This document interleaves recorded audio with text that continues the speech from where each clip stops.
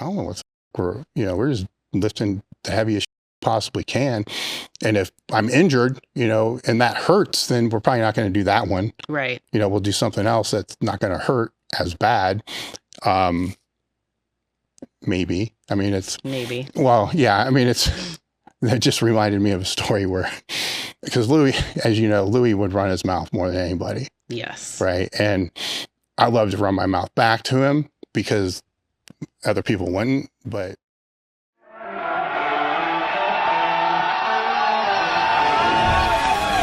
time to sit down, keep it real, and cut the bullshit. Welcome to Table Talk.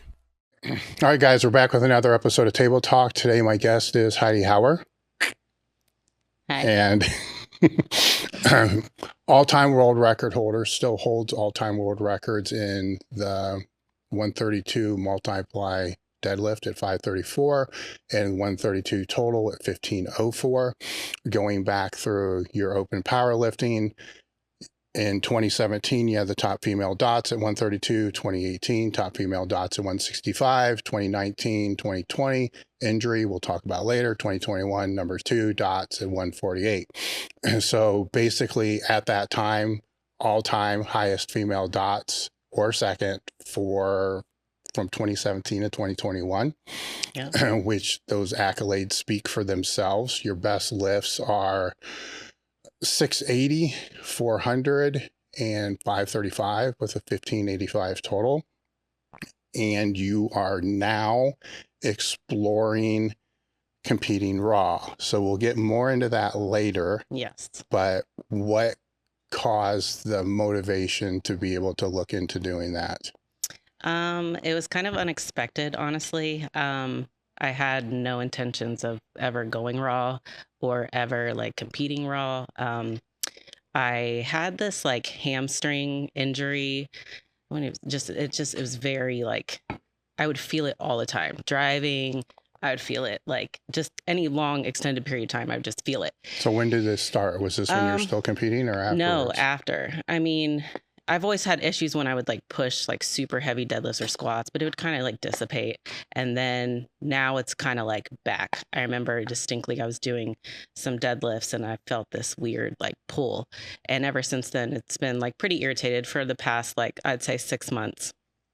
And then I started to kind of just nurse it more. And I started to kind of explore different training like styles. Mm-hmm. I haven't put my gear on in over 2 years. And like I said, this wasn't like I'm going to go raw kind of moment. It was, my boyfriend, I suggested I start lifting in lifters to kind of like, I'm a wide squatter. Like I am very like back in the hamstrings and the glutes, and like that was irritating it more. So I honestly didn't even believe that lifters would help, but like it was like 6 weeks later, actually probably 4 to 6 weeks later, I was like, I have like no pain. This is crazy. So then I started like, by lifters, you mean lifter shoes. Yeah. I switched to those. So you went from flats to a heel. Yes. Okay. And then I like, I brought in my stance and then I started like changing little things. And I really didn't believe in it, but I was just like, what's the, worst thing that could happen? So then I started lifting raw and I'm like, this is kind of fun. And like, since I've competed 2 years ago or like, Louie's death, like I've just been not really motivated in the gym. Like I would still show up. I'm still there every single, 4 days, 5 days a week. For training. And that's how I like, I have to be in the gym. Mm-hmm. It's just not an option for me. But it's different though, right? It is different. So, but like, I just have felt lost. And then now this has kind of like sparked a new interest for me because it's not been painful, but it's also been like a new challenge. Like it's different than anything I've ever done before. Like it goes against everything that I've ever kind of believed in, sit back, don't arch. This is like, chest down. It's so different, but it's been like a fun challenge and it's like sparked a new fire in me.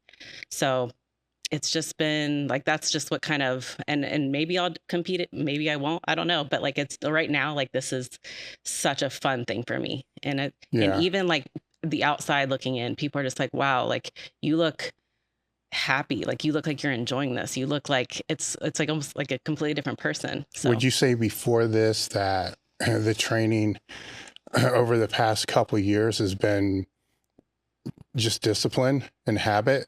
yes, I think that's how it always has been. Yeah, But well, now it's like there's less pressure, right? well, the less pressure, but also less motivation, because if you're driving into the gym and you know that there's certain numbers that you have to hit Yes. as you're driving in, you're kind of mentally rehearsing what's going to go on. Right. Where, Yes. without that, you're just like, fuck, I'm going to the gym again. Right. But like, I think I've never really, even at Westside, I kind of didn't really follow like a huge plan. Like there was a number goal for the day, but there wasn't like this, what do I want to say? Like, I don't know. Like for the past couple years, I've just like made up my whole workout driving to the gym. There hasn't been like this thought out plan. It's like, oh, I'm going to pick this bar and I'm going to hit this number. Or hit as close as I can to this number. Or, so like the past 2 years, that's what I've just been doing. So it was still strength driven. Yes. Cause that's still what motivates me. But like, I would just kind of plan my accessories, like, on what I think I should do that day. But like, it just wasn't really a well thought out plan. Like and even like I said at Westside, I don't think it was a really well thought out plan as well. I kind of just went in there and that's just, you'd pick a movement for the day and call it a day. Yeah. So let's go way back into, how did you get into powerlifting? So I got into powerlifting, this was probably 13 years ago. My daughter was 4 at this time. And I just it was kind of like I went to the gym to have like an escape, after her dad got home from work, and I was just like going to the gym. I hated it. I absolutely hated it. But I was just like, it was my time. So I would go to the gym and I would dread it all day. Like I hated the gym, but I just would make myself go because it made me feel better afterwards. And I also think that it made myself like a better mom because I had that time away from my kid.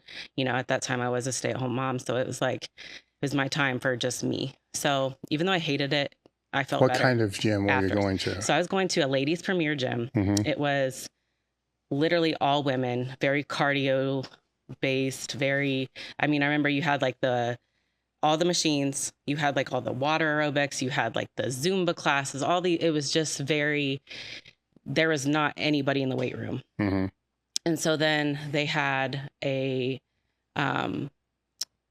weight room, and the cardio looks beyond the weight room. And I remember like I wanted to bench a plate. So I was like kind of like exploring the weight room a little bit more. And the women would come up to me and they're like, "You're going to look like a man. Don't do that." And I was just like, what? Like, okay. So, but that stereotype was huge in that gym. Like, they were very just cardio. That's all they did was cardio.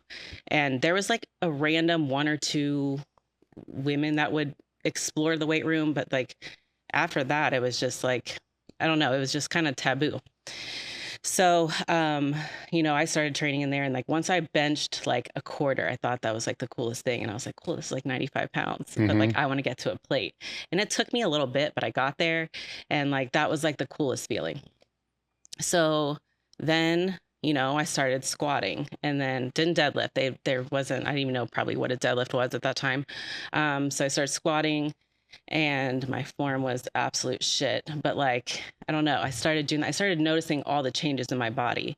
And then I started to get these women to ask me to train them. And I was like, whoa, like this is so wild, because you think like this is gonna, these are the same women that asked, that told me that I would look like a man. So it's just crazy, because then they see the changes and they're like, oh, well, maybe weightlifting is, maybe there's some merit. Yeah. So, I started to, I started to have like a little crew around me. And then I remember the owner was like, hey, like, we don't really do that here. And I was like, what? Like, she's like, we mostly do the classes and we do like, you know, a lot of the cardio stuff. And she's like, you can't do that here. And I was like, that's weird, but whatever. So then, like, I don't know, I kind of started to lose motivation at that gym. So, and you know, I just like kept going. So then my Riley's dad, my boyfriend at the time, he was training at just like a Everybody Fitness, and he got invited by someone at that gym to go to Pacifico Power. Mhm. And it was like 10, 15 minutes away, like not a big deal. I didn't know what powerlifting was at that time, but when he got invited to lift there, or when it just got an invite to go like check it out or whatever, I distinctly remember he was gone for like 4 hours. And I'm like, I have dinner ready. Like, what is happening? Who trains for that long? And now that I know, like, geared lifting, like these workouts are so long, right? So I'm just like, okay, now this makes sense. But before I was like, what is happening? Is he okay? Is he alive? Did something like, so, you know, and then he got ready for his first competition and I went there and it was at Laura's Phelps gym. And I was like, wow, this is so fucking cool. Like, these women are competing, like, this is a big deal. Like, maybe I should explore this because this seems kind of like something that I would want to do. So I went to this competition. I remember like leaving there, like, that's what I want to do. Like, I want to be competing alongside those people. And so after that competition, I went to Pacifico's gym.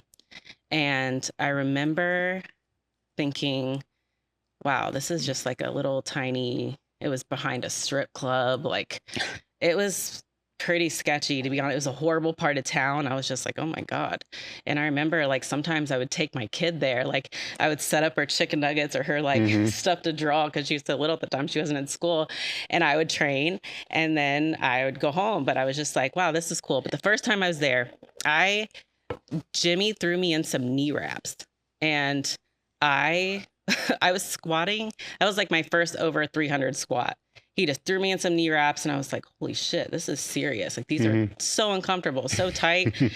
It was the worst pain I'd ever felt besides a natural childbirth. But, so then like, I remember we went up and I don't know if you've ever dropped the bar, like skinned your neck. Yeah. If that's ever happened to you, you'll never forget it. Yeah, you only and I will once. never, ever forget that. Yes, it was horrible. And I'm like, oh, fuck this. Like, this is horrible. But then I came back the next day and I was like, all right, this is cool. So then I signed up for my first competition. I think that was like in the spring. That was in the spring that I found this. And then like I did North of the Border. I did Laura's North of the Border meet and I didn't cut weight. I was 128 pounds. I like squatted 315, benched 155 pounds and deadlifted 300. And I remember like, I was so hyped on that. Like, I got first place. I thought that was so awesome. And then when I was like 300, I'd never pulled that before. And I was so excited about pulling it. And I remember Katie Brent, she was one of my old training partners. She looked at me and she's like, that's it. That's all you're going to pull. And I was like, what? Like, this is so fucking cool. And you just like took the wind out of my sails. But I was just like, wow, maybe I should surround myself with people that like push me to do more. So even though that was an hour-long drive, I made the drive. And, you know, when they asked me they're like, you should train here. And I was just like, you know, maybe. But then I started coming and like, there was no going back. Like, that was a refreshing like group of women. And that was like a big deal. And at the time, kind of backtrack a little bit, there was someone at Pacifico Power that like, I just thought it was like, she was my first female that I actually looked up to in strength training, which is, her name's Janine Whitaker. And she's an animal. Like, the weight she lifted, I didn't even know women could do that. Like, that is so incredible to me. And like, to see, I think she might have competed at that meet, but it was unlike anything I've ever seen. I've never seen a woman like squat 500 pounds and just make it look easy. And she deadlifted, like, remember when she got her first 600 pull, like it was so crazy to me, and she's raw. Like she wasn't in gear. And so then when I ended up leaving Pacificos and going to the sweatshop to train with Laura and her girls. What was a catalyst for that? There was a lot, they told me I couldn't train with Janine. So they told me I couldn't train with her because I wasn't a world record holder yet. And I was just like, well, that's kind of weird, but okay. So then we would train together, you know, periodically. And it was kind of like, don't do that. But we did it anyway. And,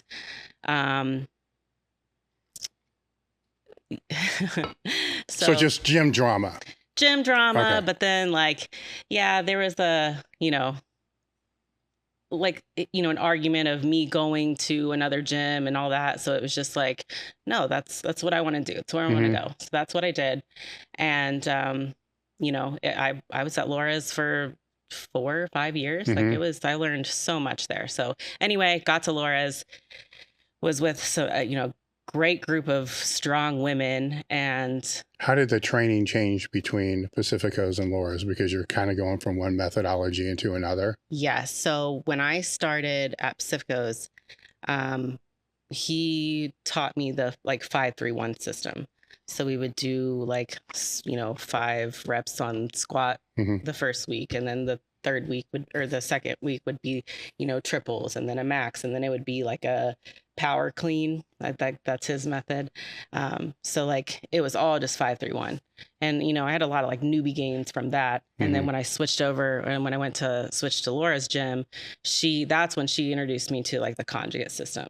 And that's when I was raw for about 2 years. But I always knew that I wanted to get in gear. That was always the ultimate goal for me.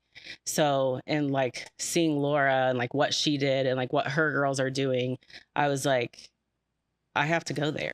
Why was that the ultimate goal? Is it just because of what you were exposed to? It was what I was exposed to, but I knew that I had to I had to develop this raw base to be able to support the gear. Yeah. But I saw Riley's dad introduced me to that, and then I saw it at Pacifico's gym. And then when I went and visited Laura's girls, they were doing it. So it's I don't know, that was kind of always something I was interested in, and I wanted to do it. Yeah. But I knew. Well, I think that's important because a lot of people miss that one point, because if all those people were raw, you would have been competing raw. Probably. Because you wouldn't have been exposed to it. Exactly. But when 50% or more are in gear, right, then so people forget how when lifters come up, and this is federations as well, drug tested, not drug tested, how they come up forms, right? How they're going to compete most of the time, right? Because you want to kind of fit in with everything else, but at the same time, the weights are bigger, so you're like, what the hell? Right. It's more aspirational. Yeah. And I saw Janine, she was raw. So I was like, okay, well, and at that time, the world record, and they were so low at that point. I remember the 132 record was 318. It was so small, but it was obtainable for me. So I was like, and then it got pushed to 360 and then 370. And then it just kept going up. So I'm just like, oh, wow. So now with Janine, when you were watching her at those early years, were you looking at her as, I want to be that strong, or, oh my God, she's a freak, I don't think I could ever be that strong? Oh my God, she's a freak, I don't think I could ever be that strong. I did not even know that was humanly possible. Yeah. I'm like, she's just a woman Hulk. There's no way. And that was I have no background in anything strength related. Do you have sport related background? No. I mean, I played a year or 2 of softball, and I did some dance. When did you do dance? A lot of ballet. Probably from, let's see, I was a little girl, and then. For how many years do you think? Probably about 4 or 5. Okay. Yeah. But it was tap ballet, stuff you just put your daughter in, It's still kind of explosive though, right? Because it's no, I don't think so. I mean, ballet, it was just a lot of attention to detail and I don't know. I don't think I would relate that to anything strength related though. Well, as we grow up as kids, there's developmental phases Mm-hmm. to where things like cardiovascular fitness, explosive strength, Right. coachability, I guess, could kind of be put in there, Yeah. visual acuity, balance, flexibility. Not that they can't be developed later, but there's like optimal windows. Yeah. And so with lifters especially, I like to kind of look back to be able to see. And usually there's something in there that hit, kind of during that time. And you may not think that it was a big deal. Right. But well, it's like, cause I did it for like once a week, and then like I would just kind of like do it, and then I would like fall off, and like it wasn't like a very serious thing for me. It's kind of like my mom just put me in it, and I enjoyed it at the time sometimes, but it wasn't like a sustainable thing for me, I guess. I just wasn't very interested in it. Yes. Okay. So now you're at Laura's, and the conjugate approach is going to be more, I don't want to say erratic, that's the wrong word I'm looking for. Uncertain. Like with the Pacifico approach, there's kind of some certainty. Like this is this week, this is next week, this is next week. And some people just kind of thrive off that. Yeah. And some people thrive off uncertainty. Yeah. And conjugate's kind of uncertain because in a way you can just make the shit up while you're going in, just choose whatever you want to do. Right. Where the people that kind of thrive on certainty would be like, fuck, I can't do it. I need to know exactly what I'm going to be doing. And I'm sure you've been exposed, to kind of both people. But when they find kind of what fits, their personality, it works, because if that certainty is, say, a 12 or 16 week prep and the movements really don't even change the whole time, those people that kind of thrive on uncertainty they're going to dread it. Right. It's going to require more discipline. I'm not saying they can't do it. Right. But it's going to require more mental discipline than what it really needs to. Yeah. If it was, and vice versa. Right. People trying to force, the people that thrive on certainty into conjugate are kind of fighting a losing battle, because they want to know, like, what's the max effort work for the next 4 weeks? Right. And they're like, we don't know. We're going to pick it on Sunday night. We'll figure it out. Or maybe on the way to the gym. Yeah, if that. Yeah. All right. So with that swap, did that fit your personality better? Or was it something you didn't even think about? I didn't think about it, because like I just knew Monday morning we would show up, I think it was at 10 a.m. I would drop my kid off to school. And like Laura would send the programming, so I would kind of like know what I'm doing. But like it's something I didn't really think about. Like we would just show up there and we'd lift super serious on time with a team. And it was like, that was a big deal. Mm-hmm. And that was like my first like really like training crew that like, it was a very serious thing. Like you start at this time, like you don't miss. Like what year do you think that was? I mean, if the first all-time world record was 2017, how far back are we going? Let's say 20, maybe 2013, 2014. Okay, so a few years. No, about 2015. Okay, 2015, because that was when I kind of started gear. Okay. Yeah. All right, so what was that? So how long did you train there without gear? Probably close to a year. Okay. And was there anything that you were doing differently than the people that were training in gear? No. So I was like the only. Was I the only one? Most of those girls were gear, besides Janine when she had joined at that time.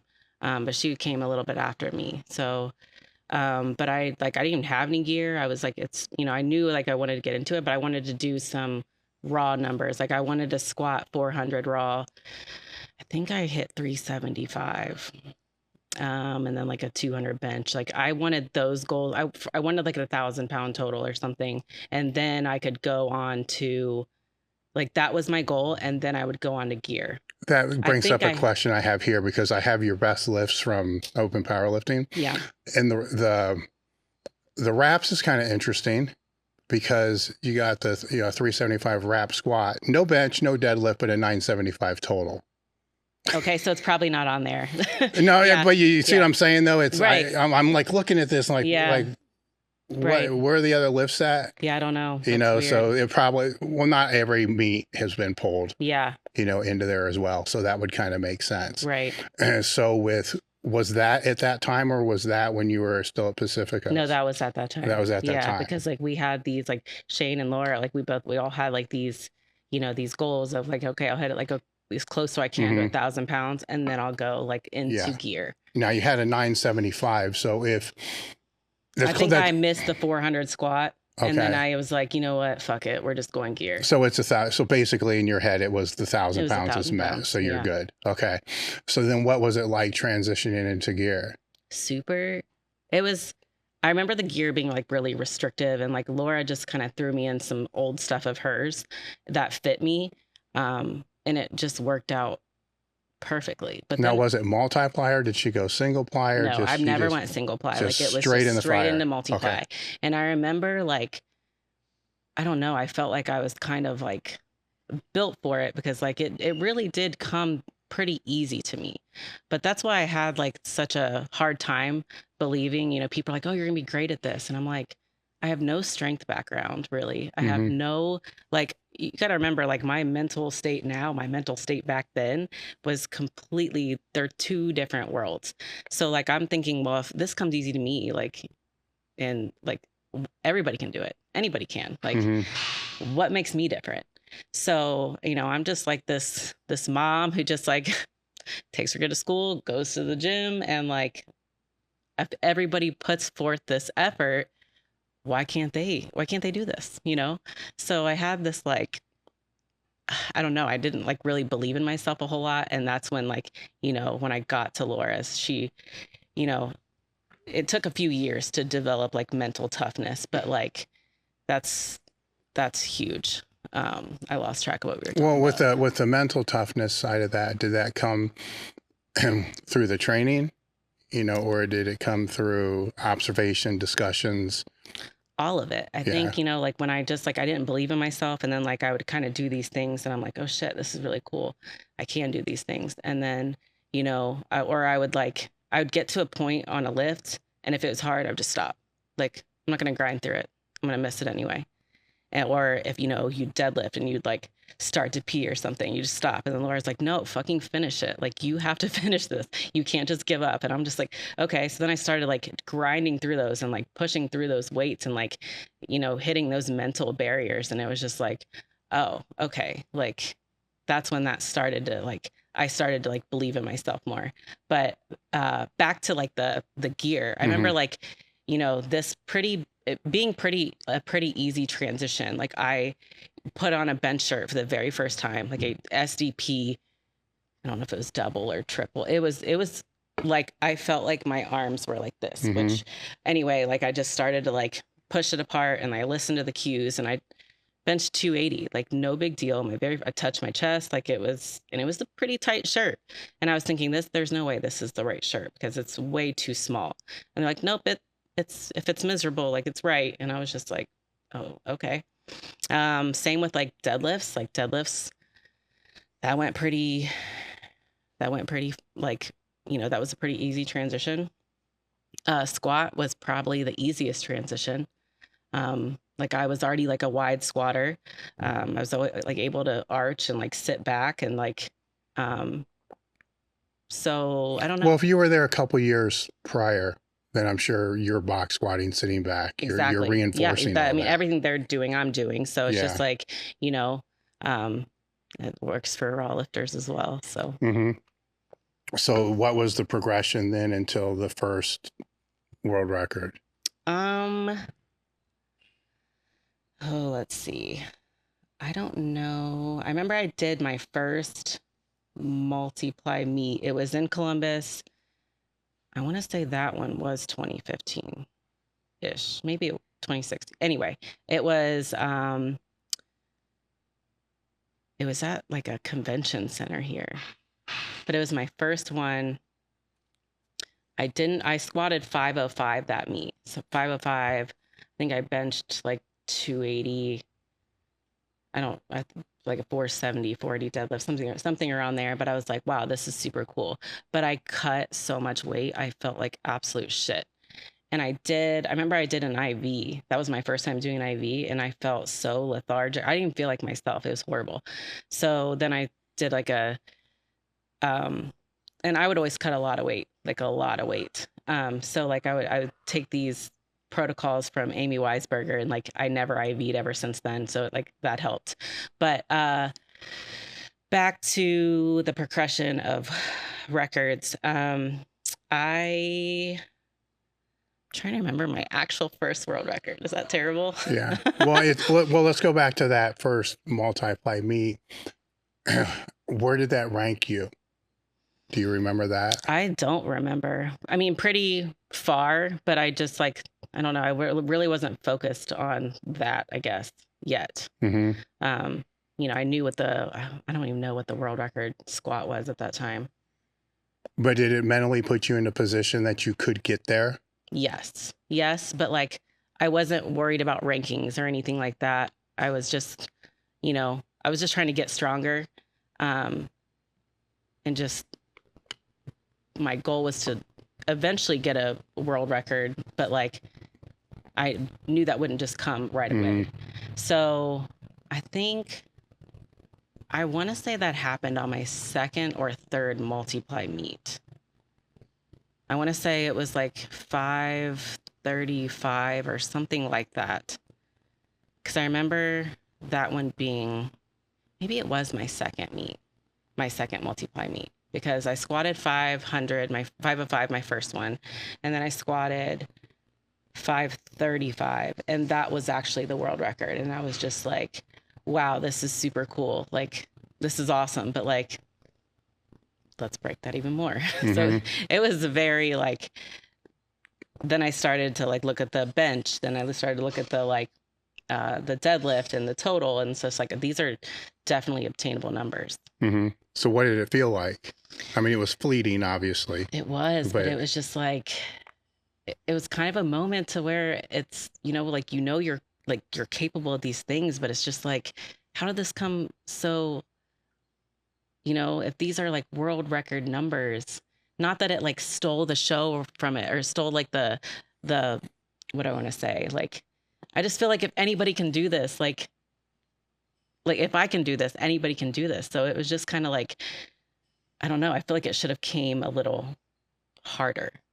So as crazy as that sounds, like I always put these crazy expectations on myself, and just like, it was kind of like, I'm satisfied. This is such a satisfying feeling, and this is so cool. And like, I got it, but I just like, I always wanted like, not to say like, you know what I mean? Like, it wasn't like I was so excited to get it, and I was, but I'm just like, I just want to push these so like further, I guess. Like, I was happy, but like the squat or, the deadlift, it wasn't a complete grinder. So I'm like, I was always thinking about the next meet and how far I could push this. So in your brain, in a way, you're kind of thinking that this really wasn't that hard. So it's not that big of a deal because anybody should be able to do that. Yeah. Is that like fucked up? Like, no, you know what I mean? No, it's just like, like I've pushed for, and I put in the work. It's a whole lot of work. I cut a lot of weight, and like, these are not easy tasks. I know that, but it's just like, I feel like I just kind of like, maybe my like raw strength had transitioned into my geared strength. And like, this was a whole progression. I just wasn't seeing it or what, but like, it just, and I remember feeling like, wow, this is super cool. But like, I remember just feeling like, okay, well then anybody can just come and take this. Cause like, I just threw this stuff on, and I just like, like I said, I did the work, but I'm just saying like. So in a way for it to really count, you have to put it higher. So the average person off the street just can't come in and do it within 2 years. In my fucked up mind, I guess so. Yeah. So then how did it progress after that first meet? After that, we would just, training was super serious and super, each meet, it was just constant progression. Did it get more serious for you as it meets progressed? I think so. Yeah. And how so? I just like I was hyper focused on like these numbers and making them like, even if I would break a world record squat by like 5 pounds, it was like, I'm still breaking that by 5 pounds. So it just kept getting more. And then it started to get more meaningful to me, I guess, because I'm thinking, okay, well, maybe I'm not. Maybe I am like, maybe it is a little bit different. It's not, nobody can just get this off the street. Maybe I am putting in the work and, like, I think it started like to set in that it was just like this, you're doing a lot to get there. Yeah. So did there come a time pre-injury to where just from meet to meet, just getting back to the strength that you had from meet A to meet B was a task? like with the injury? No, prior. Before.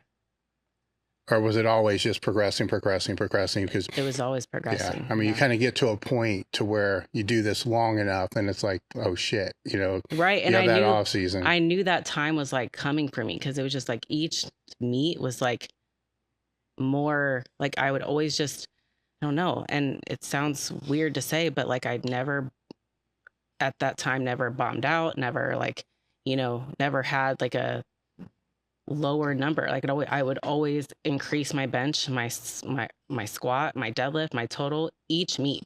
Mm-hmm. So that was kind of wild too. Mm-hmm. And how many times a year were you competing? Twice. Okay. Twice. Like I was a firm believer and you should do one in the spring and in the fall. And then if you wanted to do like a push pull in the summer, okay. But like, I don't think you can really like put that much on your total and on your lifts if you're just competing, because then there's no off season. There's no time to grow. There's no, there's no time for you to, and mentally just like, not be in competition mode, because it does. I mean, that gets taxing on you, right? Mm-hmm. So I think that 2 meets a year is like perfect. At what point did you transition to Westside then? I had trained with Laura for almost 5 years. And I had always had like a relationship with Louie. I would see him at meets and we would go out to eat every 3 to 4 months, whether it just be him or him and Doris. And during those times, he would be like, you should come train there. And I was just like, no, like I got something good going on at Laura's. Like, I just can't leave. And, I just was like, I just couldn't do it. So, and it's 2 hours away. Like, how would I do that? Like it would just be hard for me to do that. It sparked my interest for sure, but it was just like, no, just not, I just can't. And so still developed a relationship with him. It was just like, that was a special relationship for me. And, like even when I competed in Finland, like he's always been super supportive of me. And he's always told me like, there's just something in you, like you're special. And I'm just like, what? Like, I'm just a mom who just tried to lift, like, I don't know. But I mean, if you see it and other people see it, like, I don't know. It was hard for me to really like believe that. But after, like when I lifted in Finland, I remember like having, we would meet halfway at the Max and Irma's at that, like, I don't even know what exit it is. Is it Jeffersonville? Anyway. Yeah. But it's not there anymore. But we would meet there and he like opened his trunk and he's like, here's a bunch of Westside stuff. Like, go have fun in Finland. And I was just like, that's pretty cool. But like, and still like asked me to lift there. And like, I was just like, yeah, because he's like, you could put some numbers on this board. And I was like, wow, that would be like super cool. But like, no, just not right now, And then one day he called me.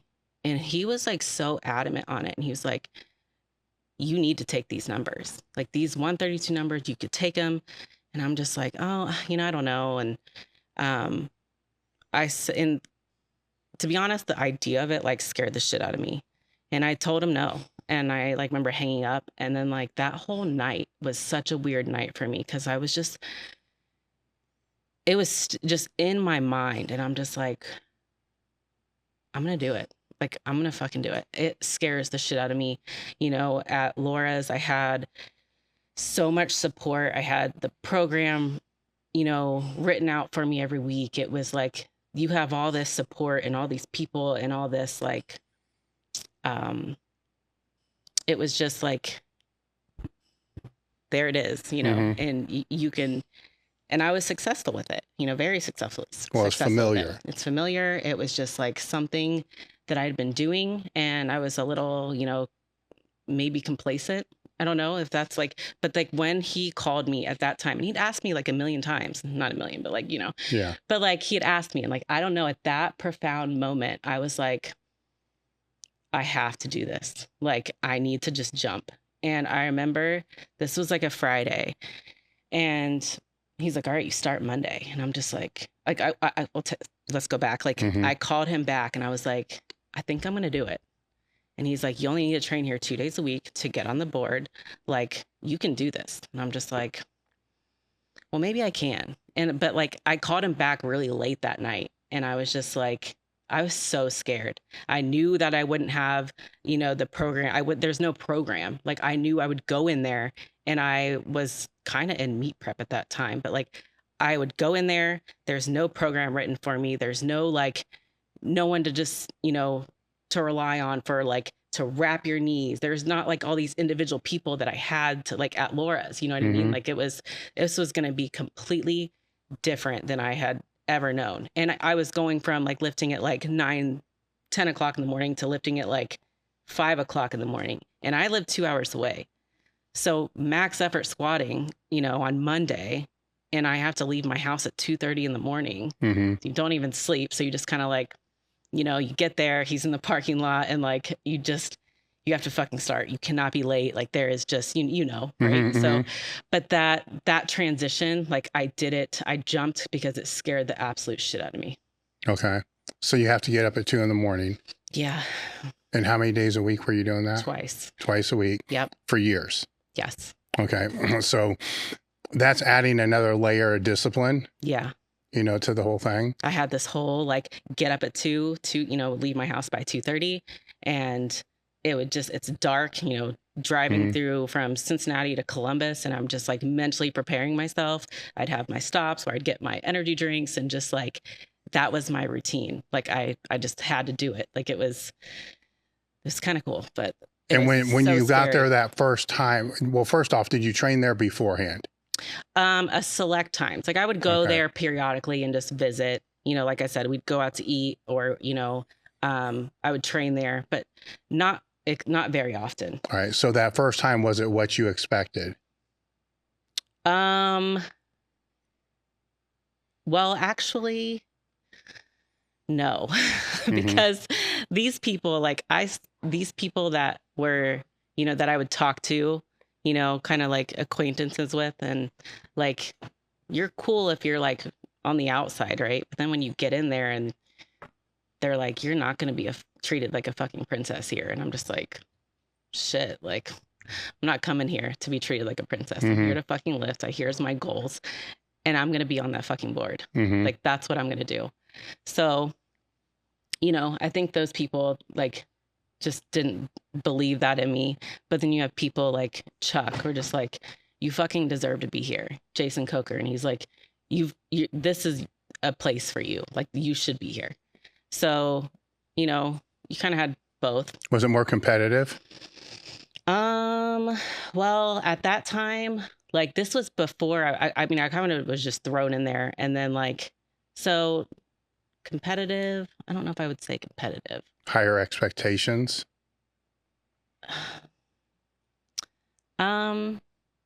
Higher. Yes. But no, not really, because I had there was high expectations at Laura's, discipline wise, and, but like the same with Louie though. So how did you manage because now there's not really a plan, but there is a plan.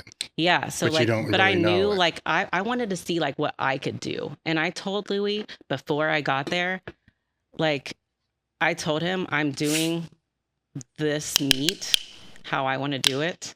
And that was kind of like a stipulation. And I was like, I'm going to finish my meet prep of how I want to do it. And he was kind of not about that. He was very adamant. Like, are you telling me? Like, but I was just like, no, like, I know what I have to do to compete. It was the 2018 WPO.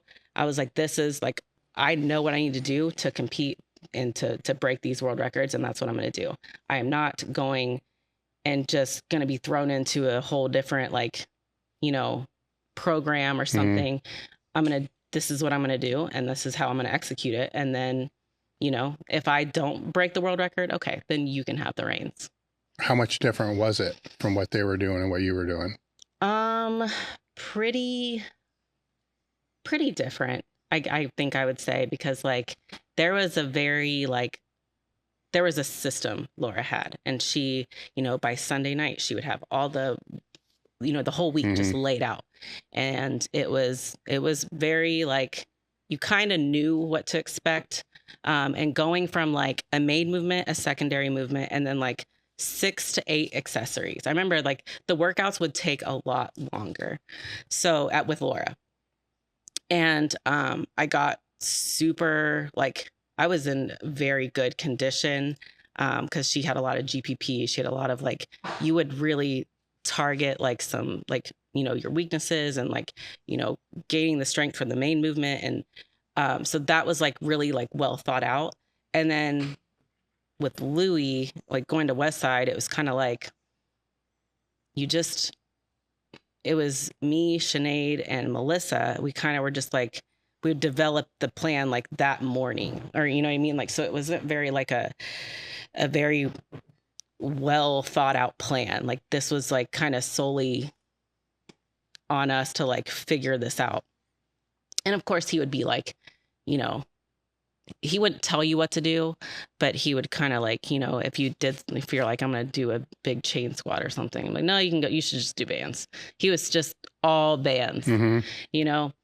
So it was different between the two. Like there was some things that like, you know, like I said, I would do all those accessories with Laura, but then like when I switched to Westside, I went and did the main movement. Sometimes I would do secondary movement, sometimes not, but I would choose 3 to 4 accessories and go hard on those. Like, and I got a lot stronger because I think I just focused solely on those. And sometimes like when you're lifting with a group of like 6 to 8 women and like the workouts are just taking so long, you're just like, you're kind of half-assing accessories sometimes, right? Because they're just like, fuck, this is like, okay, there's 6 to 8 of them. Let's just kind of get through it, follow the program, and, you know, get home because I still have an hour drive, you know, after that. So at Westside, I was like, all right, well, I'm not gonna make my accessories this long. I'm just gonna shorten them, but then like really focus on those. And I remember like going to like when I'd pick things like, you know, that we would go really heavy on a lot of those movements, like, you know, safety squat bar, like good mornings, like those is a secondary movement, which is basically just a second max effort movement. And then you would go on to like, you know, inverse curl, but like instead of having any counteracting weight, like I'm holding a quarter, like those were like really things that like really pushed me and pushed my like weaknesses. And like I was able to like really focus on those. So that was like the biggest change that I had seen like initially. So when you first got there, because you're sticking to your own plan, which may or not have been involving the bands. So how did you work the squats in with the people that are using all the bands? They were kind of cool though. Like they just were like, oh, we'll just do what you're doing. Like they weren't very like, it was, like I said, it was like Melissa and Sinead were already there, and like throwing myself in with them, like they were, you had like Sinead, who has like toxic positivity. She's just like this bubbly, like, let's break world records, let's do this. So she wasn't going to be like, no, we're not doing that. Like she'd be like, let's do it. You know, Sinead would max out every day if you could let her. You know, she was just like happy to be there. She's amazing. Melissa, she was, you know, she was down for whatever. She didn't care either. So as long as like, you know, and we had like a solid, you know, group of girls, me, Sinead, Melissa, and Lou called us his curly headed fucks. I mean, it was a really good time. So in a way, they just kind of fell into what you were doing. Yeah, because they were like, well, we're not in meet prep, so let's just do what you're doing. And then like they were getting stronger, so we were all just pushing each other, so it just like worked. So then what happened after that meet? So then, training wise, like I did the best meet I'd ever done, and that was like, I kind of like, my whole life was falling apart at that time. And every single meet that I have like big changes at, it pushes me so much to like focus on that. So like, mind you, I had shit falling apart and like, you know, just all this stuff happening outside. So I would just like really focus in the gym and like what, you know, try to like change all that, but I still, that meet was like the biggest and best meet I'd ever done. I remember like flying to Florida by myself, cutting 18 pounds, making weight, and then just like not having a whole lot of support at that meet. But I was like, fuck it. It pushed me. It fueled me. Like it was the best meet I'd ever done. So then Lou was like, well, I don't really want to change what you're doing. So I'm going to kind of, now I'm paying you, like you are getting on this board. So he kind of let me have, do what I do, I guess. So that's when we were just kind of like, all right, well, let's do this. But like, he was mostly in control of the like dynamic effort lower day. Like that was kind of like, like if I decided, hey, let's do chains, he would get so fucking pissed and throw these chains. Cause like, you have 3 girls with all this different height. And then like, if, other people got thrown in, it was just like, we were trying, he wants to be done within like 20, 30 minutes, right? Yeah. Just super quick. And if you have like a group, like he just wanted to be done before 6 o'clock at breakfast. You know what I mean? Like he was just like pissed if we weren't. So like with band tension, you don't have to adjust anything. You just have to, run the hooks and then, fix the height. So like he would be super pissed if I chose chain. That wasn't a thing. So that was the only thing I really couldn't do is like the chain stuff. But as far as other, like he would, and I remember we would do, that was like the hardest day. I remember like kind of knowing that's the dynamic effort day, but I kind of like changed my mentality to think that that's like just a really heavy volume day, because our weights, I mean, he really, really pushed us. I mean, there were sometimes I would almost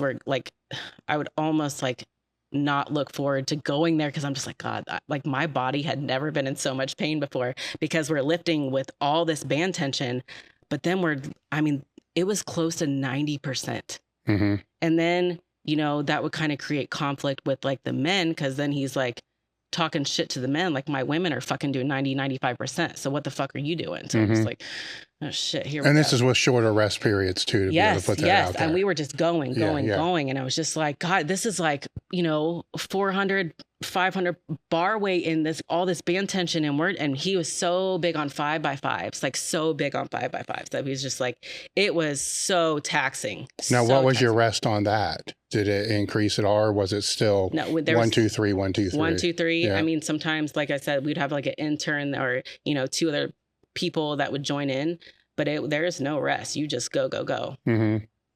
So. Yeah. So less than 5 minutes if there's 5 people, but typically there probably wasn't 5 people. No. So if it's 3. Yeah. I mean, it was a very, very, very quick. Yeah. And mind you, we had to change the weight and stuff like that. Yeah. So, but that's happening as that doesn't really slow things down. But it's just really quick. Yeah. Going back to when you said that, your whole life is falling apart during that time, so the double down on the training, a big part of that, as an outsider kind of looking into all that, is you're controlling what you can control. Right. To the highest degree, to be able to help deal with the other shit that you would like to be able to control, but can't. Right. That's true. So that provides a certain degree of, I don't really know if that's discipline, and I don't know if it's actually good mental health either. No, but it's stability though, because you do have control of something. Right. Right. And when shit's going south in every direction, there is some comfort in, at least I control this. Yes. And it's a break. Right. And I wonder, like, some of my best meets is like when everything was like, has been falling apart. Like you just, get out of a 12-year relationship, or just like there's just big change, and then you just realize, like, and you kind of like lean into that, and it's like, whoa, like these are big, like it is what you can control. But it's just like how I kind of mentally dealt with it, and just kind of just lean into what I could control, I guess. But yeah, it's some of my best meets were when everything was falling apart completely. Now, one of the commonalities that I've seen with Louie since the time I was there all the way through was, it seems the whole program's anchored on that 3-week squat wave. Yes. Which, to where you you mentioned, like, you can mess around with all this other stuff, but you can't fuck with this. Yes. Right. So that was kind of the only stipulation. Yeah, because that's kind of in his head, and the way it's kind of that's laid out in a progressive, 3-phase manner or whatever it is going into that deload, which matters, and everything kind of like leans into that. With your bench, was there any phases at all, or was it just straight weight? So bench was different because I did all my lower stuff. Yes, with Louie. With Louie, but Louie, like, I trained 2 days a week at Westside, and then I would do all my bench training at River City.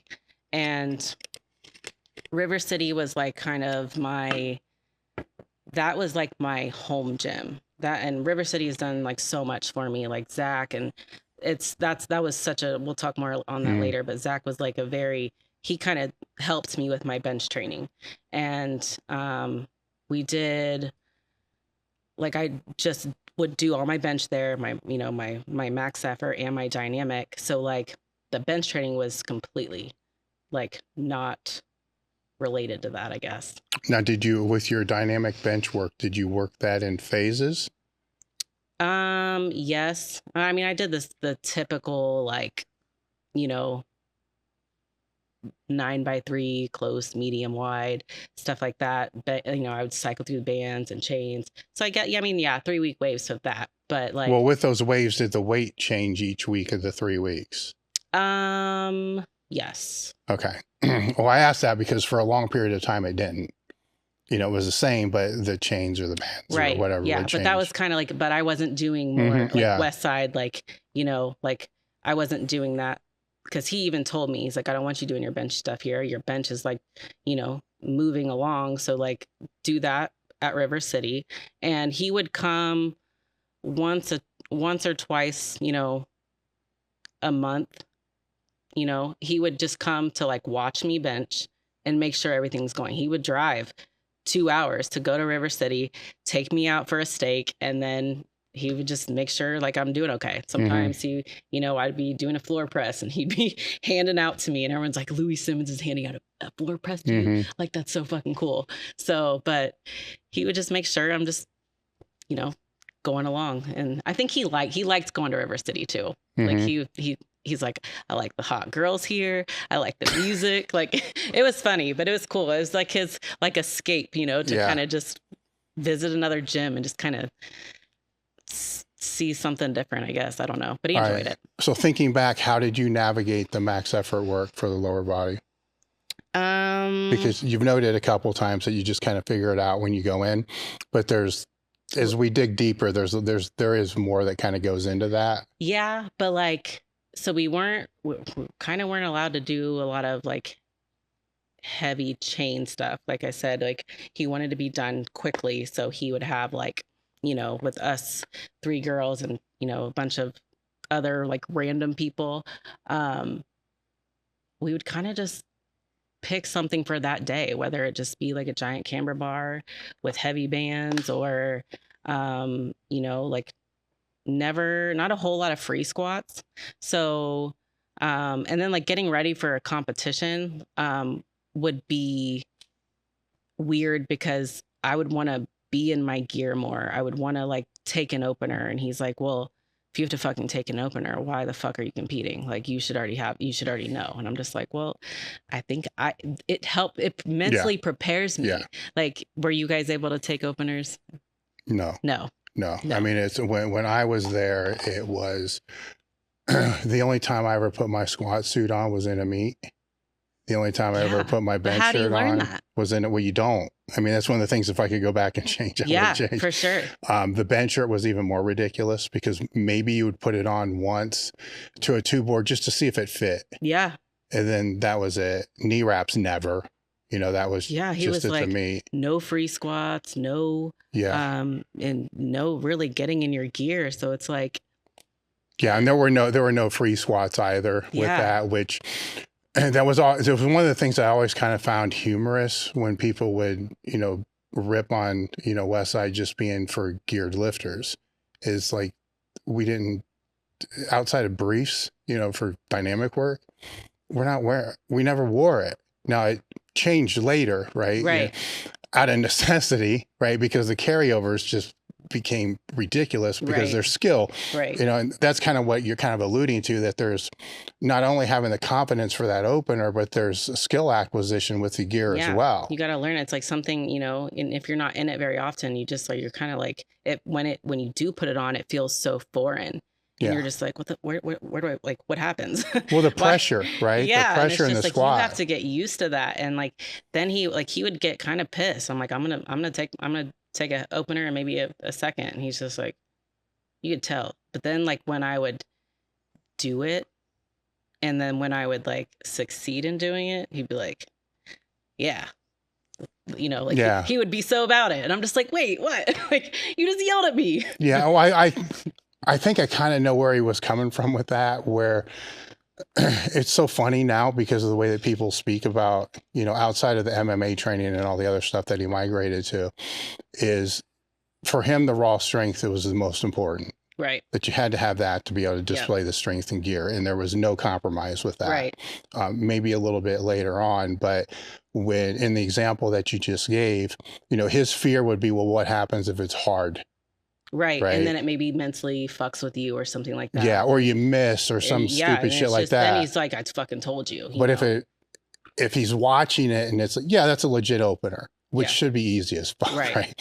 And that's a good legit second. Yeah. And then you shut it down. Yes. Knowing that there's still a lot left. And I can see him nodding, like, oh, for a couple reasons, like, okay, that's easy, that's cool as fuck.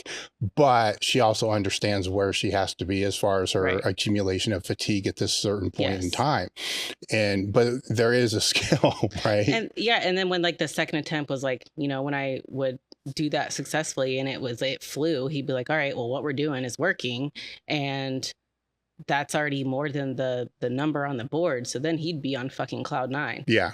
So now with your max effort work, how often were you rotating back? And I know this is really hard to answer because I wouldn't be able. It was so just like, it was kind of what that was not well thought out. Yeah. And it was the same with me. This is what we're going to fucking do to that, that day. I mean, outside of when I first got there were like only 5 things that we did. Yeah. But because you're kind of using those max effort exercises as a gauge to be able to know where you are. Right. In your training cycle, but variations kind of transfer too.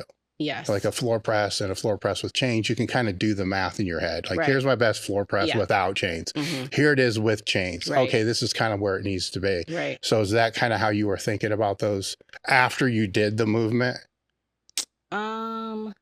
Yeah, because you'd kind of be like, try to be in that like ballpark, but like, I don't know. That was a weird, like, trying to like go back and think. Yeah. Well, I've kind of always thought that Louie saw that max effort work as, yes, the ability to, lift the heavy weights, physically to be able to train the muscles to be able to strain like that way, but also to mentally train. Yeah. You to be able to strain. Whereas you mentioned a little bit earlier, things would start to get hard or you start to pee and you're like, no, I'm done. Right. Well, after that, I mean, I learned to grind really well after that. But that's an acquired skill. It is very much. And that took years. And my question would be, without the max effort work, I wonder how much longer that would have taken.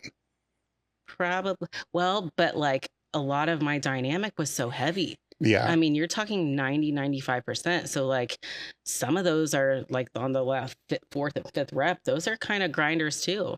So how would that work? Had like a two max effort day. No wonder my recovery was like, shit. I was going to say, so on that, because that's a Friday, then on that Monday, were there any changes made, to that max effort exercise based upon? You just kind of had to go in and just pick something and kind of, but like, going back to what you were saying earlier, but like I did have like a ballpark of like what my numbers were around, even though we weren't doing like, straight weight, but like when we were doing like a lot of banded stuff, like a really, really heavy band tension, that's what I kind of wanted to get away from, like on the Mondays, because Fridays were so heavy, bar weight and band tension. The Mondays, I kind of wanted to do less accommodating resistance, because I think and I noticed the people that were bombing at meets, and that was pretty frequently. But then I kind of had I came to realize like these people are bombing, and you look and see where they're failing or where they're like trying to stabilize is they're so used to that band tension on Mondays and Fridays. Like that, those bands are stabilizing them. Yeah. Yeah. So once they, if you see them at a meet and they, like, oh, this weight should be no big deal, and they pick it up and they're shaking so much. And it's like, but it's not, you're not doing straight weight. You're not doing change. You're not doing like those, those things you need to be doing to like help you on meet day. Like that's where I think coming and doing the free squats or doing like an opener, like being in your gear more, like those things are like important. Yeah. And I think like it can anchor you. Right. So I just kind of try to like put all this together and like develop that like at Westside, I guess. Yeah. And some of the other things that I've wondered with just certain lifts is you take the cambered bar, for instance, part of the reason you use that is because it's not as stable. Right. When you flex out of the bottom, it kind of moves. Now you put a band on there, it doesn't move like that anymore. Exactly. So you're doing heavy, and then it's just like that. Just it's putting you in place. So like when I wanted to feel like straight weight or feel like the instability of chains, like that helped me. That like would.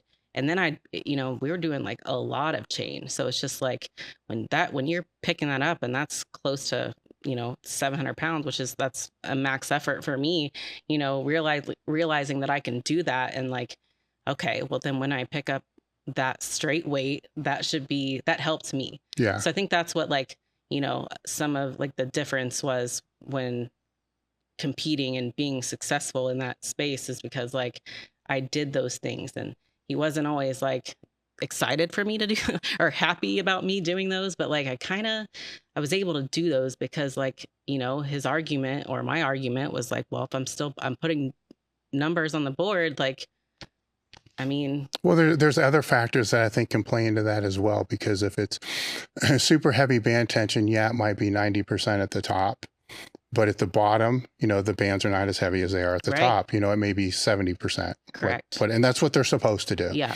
Right. But if that's all you ever do, but then you're in a meet and you have 90% at the bottom, you've never had 90% at the bottom. Correct. Ever. Right. Right. So then you're going to have depth issues. You're going to have all these different issues because you kind of don't know what it's like to be in that position. Right. With maximal loads. Not that it has to be that 90%, but just a maximal load. Right. At that bottom position. With the max effort days, typically they're going to fall into, some type of squat, some type of deadlift, or some type of good morning. Mm-hmm. Were you guys conscious enough to not repeat the same movement pattern every max effort day? Yes. We'd always, there was a lot of variety at that time. And it took like me, Sinead, and Melissa to like, we weren't doing like the same things. Yeah. Well, that's kind of what I'm getting at, because I used to joke around, because I'm sure you've had the same questions. Like, what do you guys do on max effort day? I'm like, well, actually, we kind of come in and we just sit around. We wait for everybody else to come in. We're drinking our McDonald's coffee and whatever it is. And you don't have any fucking idea really what you want to do, because you don't know what anybody else wants to do. Then somebody walks in, you say, hey, what do you want to do today? And their answer is, I don't know. What do you want to do? And then the next person walks in, same type of question. Like, you're trying to figure out what the fuck to do. Right. And then somebody will walk in and say, I don't give a shit what we do. I just don't want to do this. Right. Then you're like, okay, we're doing that. Right. Just to be a bitch or an asshole or a dick. And, but even with that decision, subconsciously you're all kind of processing, well, last week we did, squat, right. So it can't be that. Right. That's what we would do. Cause we're just like, we would look back and like this, we did this 6 weeks ago, that we did this 5 weeks ago. And we kind of just like go through the cycle of things and just kind of like come up with something that's like, okay, we haven't done this in this, this long amount of time. So if you look at the main benefit of just teaching somebody to be able to strain, and like I said, that is an acquired skill. And, a skill we shouldn't make fun of people about, like you can see they're pushing and they just quit. They just don't know. Right. Because they haven't been in that position. Because a max lift, as can feel like in your brain, because you're processing a lot. Yeah. So it only takes 8 to 10 seconds. But with this, when you go back and think about everything that's going through your mind through that whole lift, it's like in slow motion. Yeah.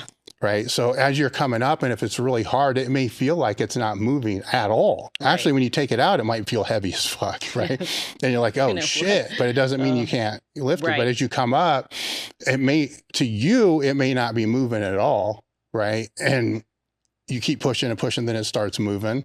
But after you build enough skill, when you start to get that point where it's not really going, your brain's going to start clicking like, why is this not doing what it's supposed to do? Right. All right. And then you're going to know knees, head, you're subconsciously going to know what you need to do to be able to get through that. Right. And that's repeated exposure to be able to develop that, which, how can you put that repeated exposure in any different type of training program? You can't, because they're not lifting the heavy enough weights all the time, but in conjugate, you can't. Yeah. So the question is, we'll get to with, later with what you're training now, it probably doesn't need to be in there as much, because you've acquired that skill.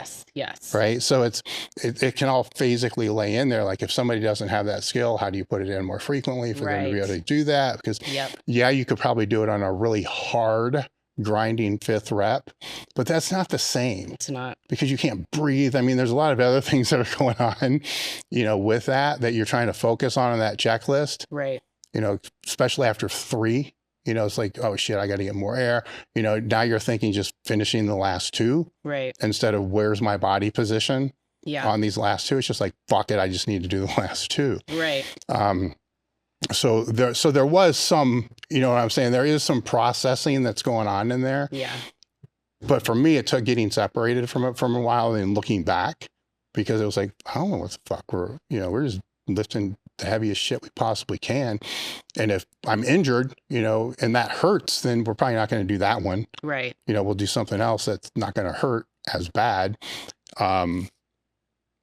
Maybe. I mean, well, yeah, I mean, that just reminded me of a story where, because Louie, as you know, Louie would run his mouth more than anybody. Yes. Right. And I love to run my mouth back to him, because other people wouldn't. But, so he came in one time and it was max effort day and his back or something was fucked up. He's like, I'm not going to do anything. And I'm like, if this was any of, if this was fucking any of us, this shit's not going to fly. Right. So I'm just laying on and I'm laying on it until he gets so pissed off that he actually does it and gets more hurt. And I felt so good about it. I was like, fuck yeah, you son of a bitch. This might be the first time that I've created this for you, but it's like the 100th time that you've created it for me. Absolutely. So, right back at your ass.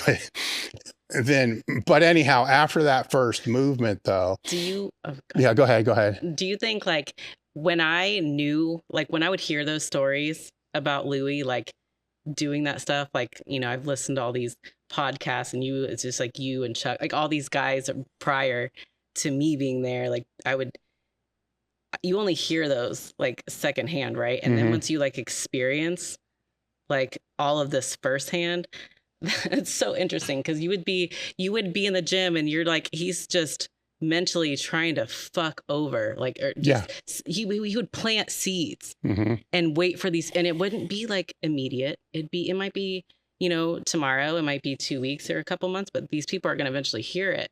But he would literally, I would just see him try to mentally break people. And I was like, wow, that's so fucked up. But it's so effective. Oh, it is. Because, I mean, he tried so hard to mentally break me. And I was just like, that motherfucker. Like, you remember the movie Animal House?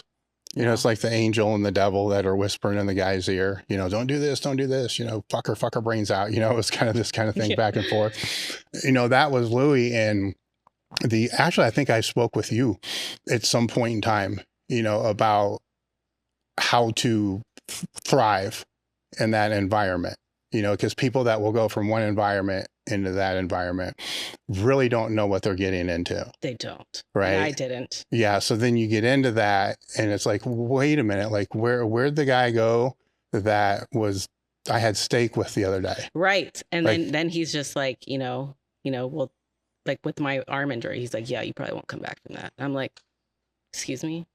Like, yes, the fuck I will. I will come back from that. You don't get to tell me that, or he'll just be like, if I had a bad lift on that day and he's just like, yeah, I probably won't get the world record. And I'm just like, what? Yeah. What are you talking about? But he would just like plant those things, like kind of those doubts in you to see if like you will start to doubt yourself. And I think some people, like when he does that to some people or puts, doubt in them, like when sometimes he would just like watch the girls and like not watch the guys, and he would just go off to breakfast and he'd just say, fuck it.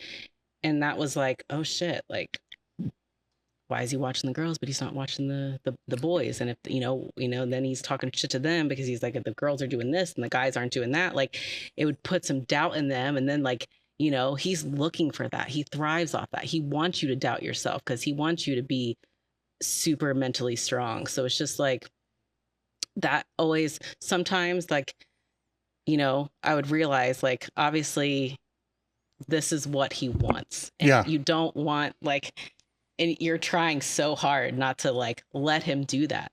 And, and some people that don't succeed there, like they just let him get in their brain head. And you're like, fuck that. Like, I know exactly what he's trying to do. Yeah. And sometimes there was one conversation I had with Chuck fairly early on because he would tell you like, what the fuck are you doing that for? And you're doing it because he told you to do it literally 2 days ago, or a week ago. And it gets nerve wracking because at that point, I don't know, like, are you fucking with me right now? Yes. Or is this dementia? Like, what the fuck is going on? Right. Like, do you not remember? And it would fuck with my head because he knew all my max effort lifts. I didn't need a log. He knew all that. So It's like, if you know all that, then you should remember that you told me to do this, literally 2 days. So what the fuck is going on? And so I asked Chuck, like, how do you deal with this shit? Because after a while, it kind of gets frustrating. It does. It's like, what the fuck? And he said, basically, he'll just let him talk. And then in his head, he's just ignoring everything that he's actually saying and just nodding and then just walking away and doing whatever he was going to do anyhow.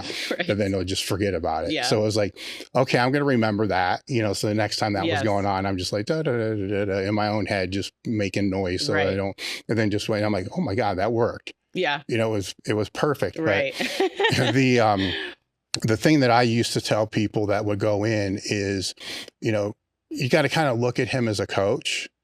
He's like an NFL coach or anybody else. His number one priority is the board, and all-time world records. And you're a path to that. Yeah. You're just a number. That's before you as a person or you as a personality. That's why I had to like, kind of take myself, like, I am not a person to him. I'm literally a vessel. Like I am a number to get on that board, just as anybody else is in here. It's not personal. It's personal for him. It's him and that board. You just can do it. Like he believes in you to execute that, to get, more numbers. And that's like, towards the end of it, that's why like, kind of took it like when the band shirt started to get on that board and stuff like that was really bothersome too. Well, to me anyway. But it's just like, you fucking hated those. You talked so much shit about it. And then now like you're letting people, these numbers, these big benches, you're letting those numbers go on there. Like this board is everything, and it's just like, I don't know. I took that personal for sure. Yeah. And it's when you can remind yourself that you're just I don't want to say this disrespectfully, right? No, I mean, that you're just a number, but when you realize it, it makes it easier to put everything else into context. Yes. Right. Because anybody that's played any other sport, it was the same type of thing. That's the first priority. If you can't perform, then you're not playing. Right. It's that simple. If you left that day, he wouldn't even fucking think about it. Exactly. It's gone. Like the thought is just gone. And it's wild how he can do that. But like, I think anybody successful in there has to like disassociate. Like you're not a person or a human or a friend. Like you're a number. Yeah. One of the things I don't think he gets enough credit for is, even where you were training, the gym's not the biggest thing in the whole world. Right.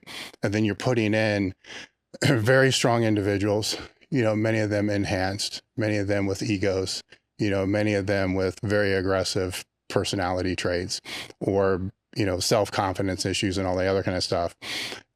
And then you have to motivate them all to get better by whatever means that you can motivate them by. Yes. Right. And That's not an easy ask. No. And I don't know if that will ever be actually, I know it will never be duplicated, because raw, you don't need the crew the same way that you do, otherwise, so the only way that would ever be duplicated is, gear would have to become, in vogue far more than it is. Right. But then I still don't know if it's going to be possible, because there's too many other options to just say, fuck you and go somewhere else. True. Where when I was there were no other options, no really good options. Right. So, and today there's 20 other options. Yeah. All within 45 minutes. Right. So it would be because there were people that just said, fuck it, I'm not dealing with this shit. There were way more of those than people that ran out for any other reasons or injuries or whatever it was. They just couldn't, in Louie's words, they just couldn't hang. Right. And which is true. They couldn't hang either because of the mental aspect, right, or they couldn't hang because of the physical aspect. True. Because unless you were like some 12-year-old kid that was living in the projects behind the gym that I was at for so many years, there were no gradual progressions for anybody. Right. You're just thrown into the fire. And but I mean, it worked on people. Like I remember one time, like I said, I'm driving 2 hours, and it was a snowstorm. I knew I shouldn't have been driving, but I did. I was like, fuck it. Like I got to get to training. And, literally it's coming down. I mean, there's warnings everywhere. And I was like, shit, I'm the only one on the fucking road. And I'm like, well, I've already drove an hour, so I'm going to fucking do it. Anyway, I hit some black ice. I spin. I total like my car, and I call him, and he's like, I'm not fucking coming to get you. You better just keep driving. And I'm like, my tire's like shredded, but there's so much snow on the fucking highway. I'm just like, fuck it. Like I'll just drive till I knew I didn't even get out. Like I just knew like half of the side of my car was like fucked from this like, this guardrail. But I'm just like, okay, well, I'm either going to be stuck in the snow out here, or I'm just going to keep driving to the gym. And somehow, I don't even know how, but I made it. And I was like 30, 40 minutes late. And I'm like, just a fucking mess. I get out my car. My tires are shredded. My car is fucked. Like the front end, I don't even know where it went. Like no fucking clue. And I just come in, I get my gym stuff, and like my training partners, they're already done with this was a Friday. They're already done with like the main movement. And Louie goes, you're fucking late. And I'm just like, what? Like I just went through this fucking snowstorm. I'm still fucking here. Like, do you see my car? He's like, I don't give a fuck. You're late. He's like, get started. And I'm just like, oh shit. Like he doesn't give a fuck. Like I was just like, oh my God, this man is nuts. Yeah, but that's the personality mindset that he wanted in there though. Yes. Right? Yes. And that's, I remember Chuck totaled his car one time and the police officer dropped him off. Right. So obviously a squad car pulls up. We're all like, oh shit. Like what the fuck? What right. the fuck just happened? And then Chuck gets out like, oh fuck, what did he do? And then but there's no other option, so as that tire's blowing up and all the other shit, then in your head, there's no other option. I have to go in there and train. Yeah. And if that mindset, if he wasn't able to see that mindset, he didn't want that person in. Correct. And that's when the shit talking. And then if I would have turned around or something, he would have never let me live that down. Yeah. He'd be like, you missed training. Like, if, like you could have, I would never have heard the end of that. And that would have been such a weak point for him. Oh yeah. Just attack. Of course. And you don't want that either. You don't want that. But before that wouldn't happen anyhow, because your mindset wasn't that option. It wasn't an option. The option is, fuck, I'm going to be late. How am I going to get there? Literally. Yeah. Like, hopefully somebody would pick you up, right? Hopefully. That would be the other option. Right. But I'm like, nope, I got to fucking go. I got to train. And so all this is, progressing year over year after year, and then you break your forearm. Yes. All right. So how was your meet prep leading into that meet? So I remember like for years, this has been kind of an ongoing issue. And like I had some prior coaches were just like, oh, like, with every heavy bench press and dynamic and effort, like the heavy lifts, like you'll create these micro fractures. And I was just like, well, okay, this fucking hurts. Even just, benching on dynamic day was excruciating. And so, but then I would go to like an ortho, and they're like, well, it's not broken. So like, I guess you're good for now, but just be careful. And I wasn't careful. I went to um, this competition in York, Pennsylvania. So how was it feeling on the max effort days leading up to that? It was like, well, I was so wide, and I brought my arms in just a little bit. It was so painful, very painful. I remember like sometimes like even just locking out or even just taking out the weight. I remember I would try to stay away from bands because that would like, even just like releasing the bar would just be so painful. Or like when I'm done with the lift and like letting go, like I knew something was fucked. Mm-hmm. So yeah. All right. So going into the meet, it didn't hurt that bad. It was how'd just the squats kind of go? normal pain. Squat went great. It didn't bother you there at all? Didn't bother me. That was like even just letting go of the squat bar wasn't a problem? Not really. Okay. Like, I mean, maybe just a little, but like nothing where it's just alarming, right?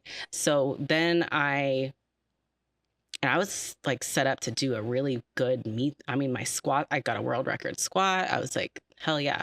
So I remember warm-ups for bench felt so light.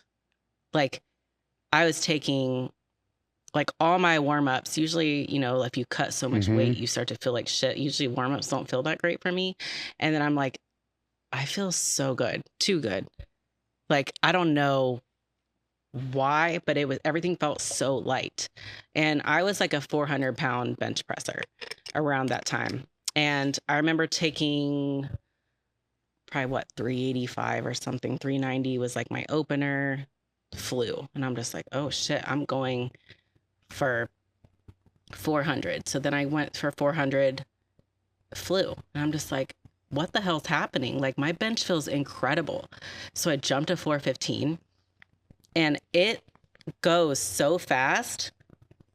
I go up and all of a sudden my arm goes this way and my bones go that way. I remember looking up and seeing like, like York Barbell, like that has like those skylights. I just see this like bone dust and I'm like, oh my God, this is not fucking happening. And like, I realized what happened and all of a sudden I like roll off the bench and I'm like, oh my God, I just snapped my arm in half, but I wouldn't look at it. I couldn't look at it. I'm just like, I know what happened. And that fucking sucks. But I was just like in disbelief. Like I remember feeling like my arm was literally on fire, but I couldn't look at it. So and I'm thinking about the next people. Like I'm just like, roll me off. Like I was so worried like about those people. Cause I'm like, they're like wrapped and ready to go. And I'm just sitting here like fucking snap my arm in half. And like and it was on live, like people, I remember, at that time, like my family's watching, people are watching and I'm like, they just saw me snap my arm in half. But like, I was so worried about the competitors after me that were about to go. So I'm like, I'm fucking up their meet. But, they roll me off and I'm just worried about like, my fucking arm and how this just happened. But it was in the middle of fucking nowhere. Like it took them an hour to get to me.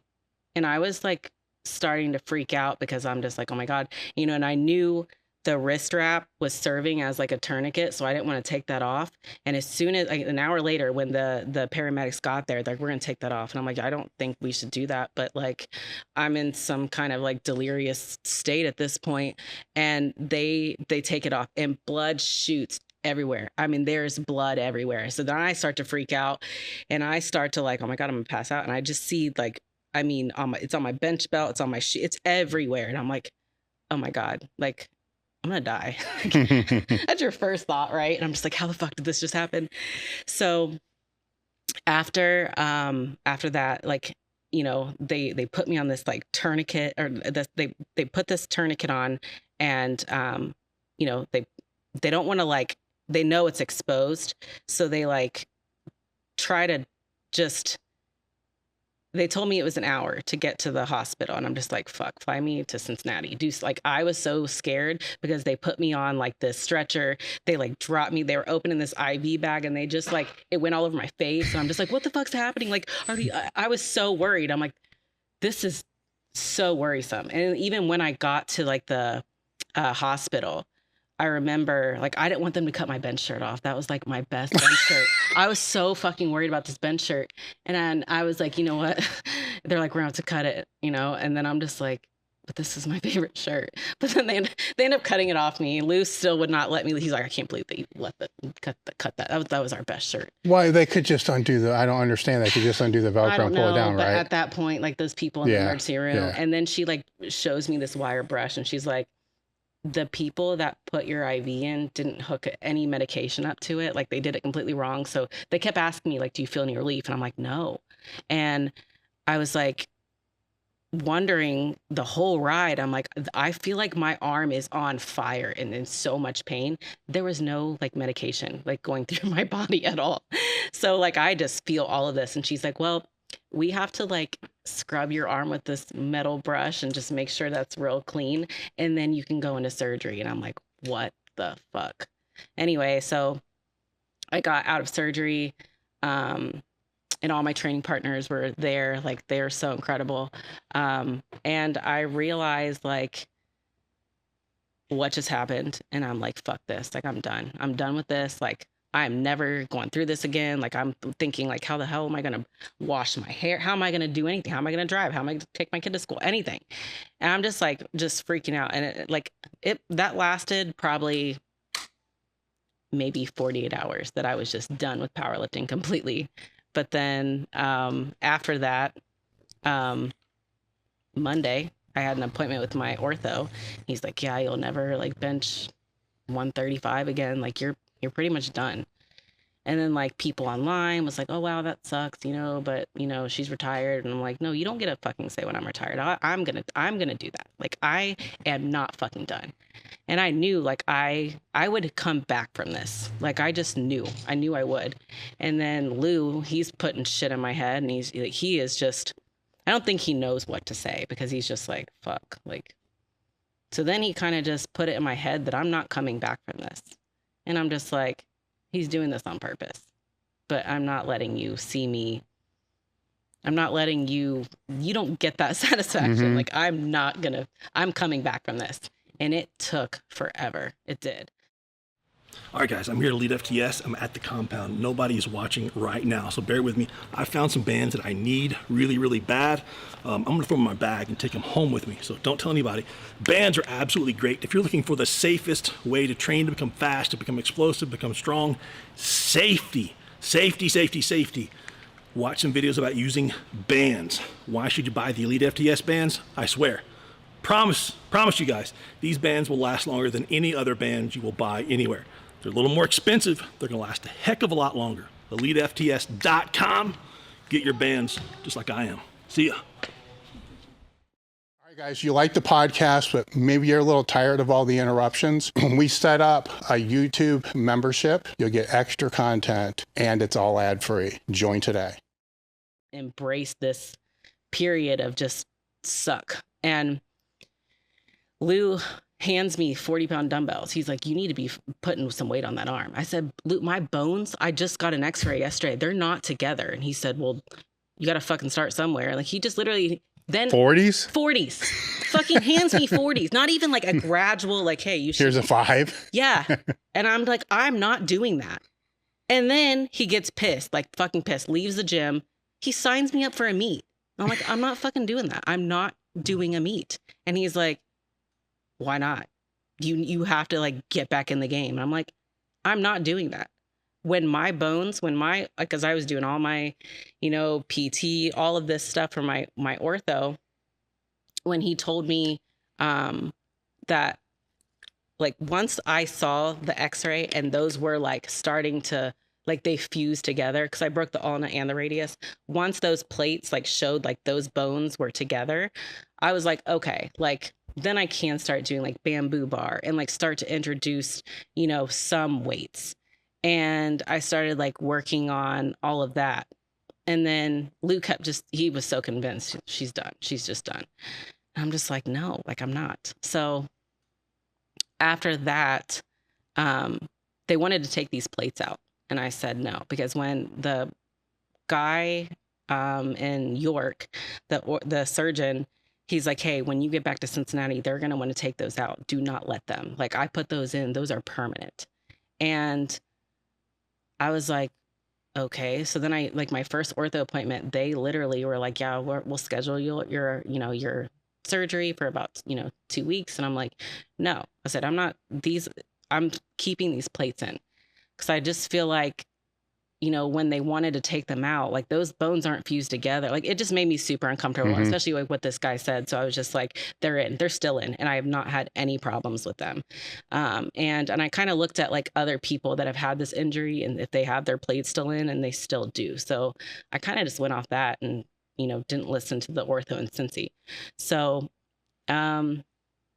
it was a very, very slow process. I mean, it took forever for me to even bench a plate. And like Lou at this point was just like, for you to get under a bar and like, even like, you're going to have like these mental like flashbacks. Like it's really hard to come back from that. And I'm just like, I know, like, but I'm going to do it.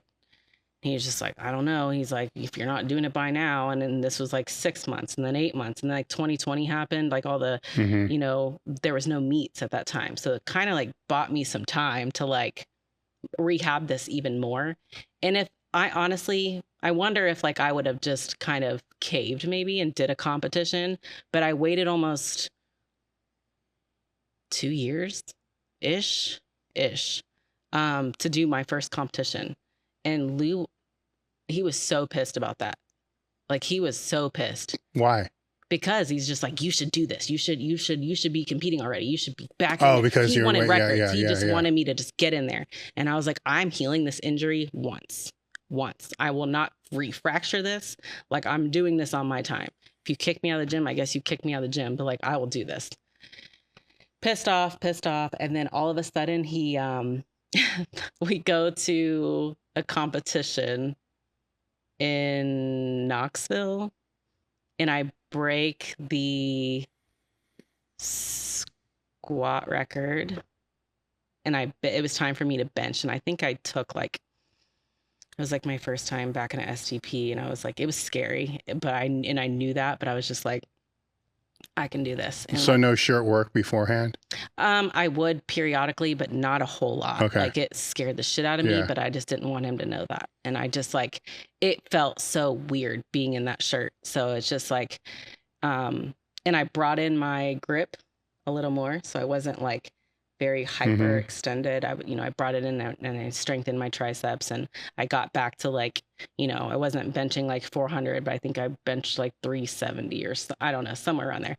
But that was like the most satisfying lift because it's just like, everybody thought I was done. And even Lou, he knew I wasn't done. He just wanted to motivate me to just, or get in my head or just like push me. And it did push me. But like, I was just super proud of myself for like getting under the bar again and like coming back from that. That was just, and then he's like, see, I fucking told you would. I'm like, motherfucker, no, you didn't. Well, I mean, the other end of it would be, I could see him saying, yeah, you came back, but you're nowhere close to a PR, so you're not back. Right. I mean, that would be, but I got him 2 records at that time. So he was like, okay. And then, of course, he wrote me a check and for the records that I did. And then, I think I did one more after that. And then like, a few more after that, but it was just like, I don't know. I just felt like I'm back. And it took a lot of like convincing myself that this couldn't happen again. How long after breaking that two-part question, how long after breaking that did you actually start benching again, just with the bar or bamboo bar, whatever it was? I would say 6-7 months. Like it took a while. It took a long time. And then on the upper body days, what were you doing? I was doing, like when I couldn't do this side, I was doing a lot of this side. So I knew that would probably carry over a little bit. And I think it did. So then like once this side was healed, I kind of just did more reps on this side to kind of like balance it out. Okay. And I didn't really feel like a whole lot of imbalance. I was just like, wow, like I really listened to my body and listened to like, now I have like no pain benching. But I remember this happened to someone else and then someone else and then someone else. And they're asking me, hey, how did you rehab this? And I was just like, why is this happening? Like, and I think people are, they were starting to get too wide in benching or benching in these band shirts that, weights they have no business handling. And it was just like, God, this is fucking scary. Like, I don't want you guys to go through this because it's a very, very, very long rehab. How long until you started doing max effort work? I want to say probably close to probably a year. I mean, it took me a while to like actually take heavy weight. Yeah, because that's when the confidence will be able to start. Right. And I had like a year back to build that before I would like actually compete again. So like luckily some of that was from COVID and just gave me more confidence. And like that, a lot of that was just,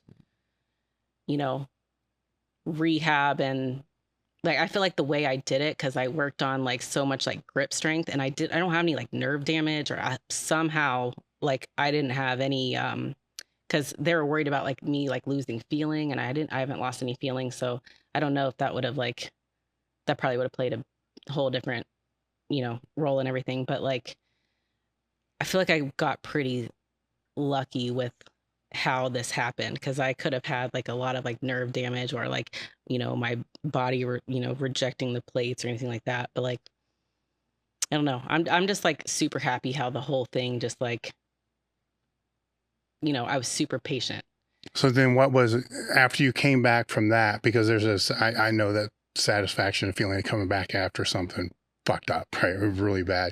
Right. Is because that becomes your next world record, right? So while the numbers do matter, that kind of matters more because you want to prove something to yourself. Yeah. And that's ultimately what you're doing. Yeah. Then a few meets after that, then what was the catalyst to be able to pull back from powerlifting?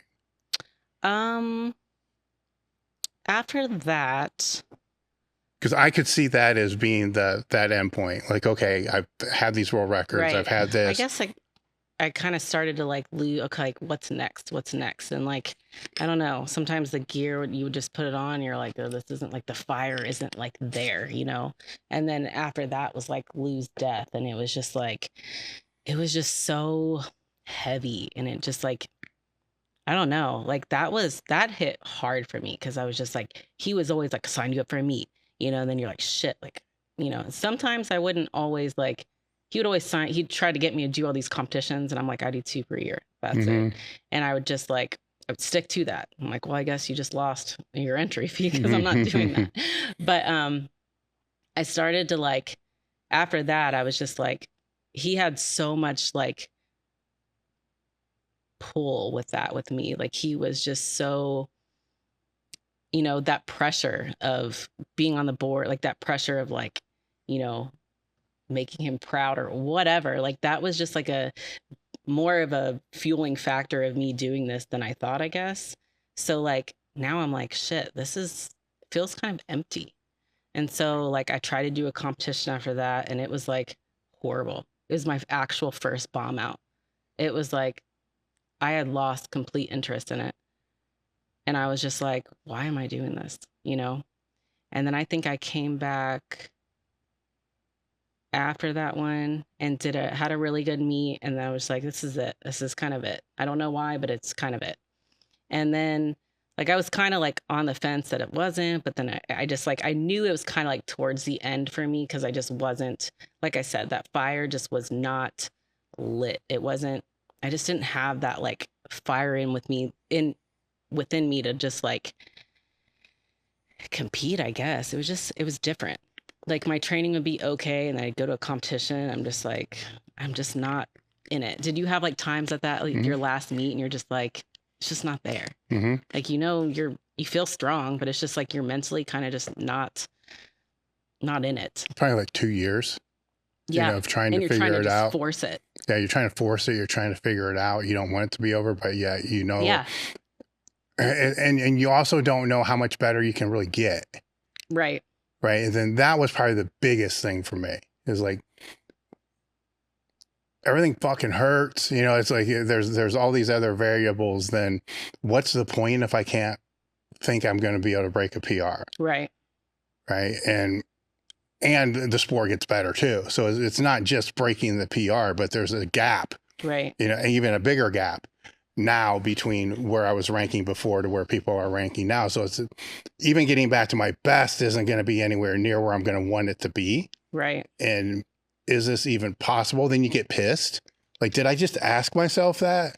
Right. And then, and that's like a 2-year inner battle of just what the fuck, you know? Right.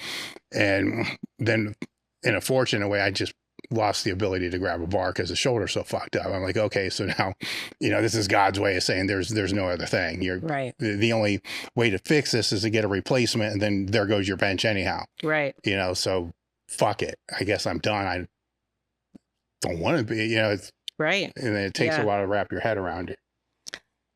Yeah. And it's such a hard moment because you just think like, am I just being weak? Is this just like a, you know, is this an area of just like, you know, because you're so used to thinking like, you know, you can't fucking quit. Like, it's an area of weakness for you. And you just have to realize like, it's not, but you just have to come to realize that like, it can't always be like this. Yeah. I mean, the one thing that I had to do was I had to change my social environment, you know, so I know Louie wanted me to stay there, you know, just to train to be able to help other people, but I couldn't do it. Right. You know, just mentally I couldn't do it. So we had a lot of disagreements about that one, right? It's like, I can't be in that environment, you know, because that environment's just going to piss me off even more. Right. You know, then that's going to rub off on everybody else. Yep. And I already knew what it was like to have some of the old heads hanging around that were kind of retired and all that. Right. And you see them when you're competing and you're in it, you don't see them the way that you should. Right. You see them as like, what the fuck are you doing here? Like, yeah, you can't do anything. Why are you here? And I didn't want. They're just walking just so crippled, and you're like, what? Yeah, and I didn't want that either. No. So it's like, now I got to, you know, remove myself, and then you don't know where you fit. You don't, and that's where like like I said, the past 2 years have just been like, where do I fit? You know, like what does that look like? Yeah. How do I get more? Like I know I have to be in the gym. I know that I have to be like, because I think that's how I'm off of like antidepressants and anxiety medication. Because like that, like being in the gym mentally just helps me so much. Like if you miss a couple days and you're just like, I gotta fucking get in the gym, like that's that for me. Like I have to like keep that mental stability through the gym, and it just helps me. It's just part of my routine. Like I don't think that'll ever go away. So it's like, it's just hard to like go there and like enjoy a workout, and they were just like few and far between. So it's like, I guess, you know, I would just kind of, some days I'd be excited, some days I wasn't so excited, but like I would come in and try to just replicate what I used to do and what I do. And it's just like, I don't know, things would feel different. And like, I'm mostly training by myself. Cause like, you know how gyms go through phases, and like right now it's just like River City's kind of going through a phase. People are getting married, people are buying houses, and you know, they're focusing on families and jobs. And it's just like, it's kind of a ghost town right now. So kind of, I'm glad I did switch to Raw right now, because there's nobody to like, there hasn't been a whole lot of people, you know, like, you know, if I were to be in multiply right now, it's like nobody is there to like, you know, hand off or, you know, do like, you know, get me knee wraps or anything, or, you know, just to help. Cause you have to have a crew for that. And I think like right now there's just like not a big crew.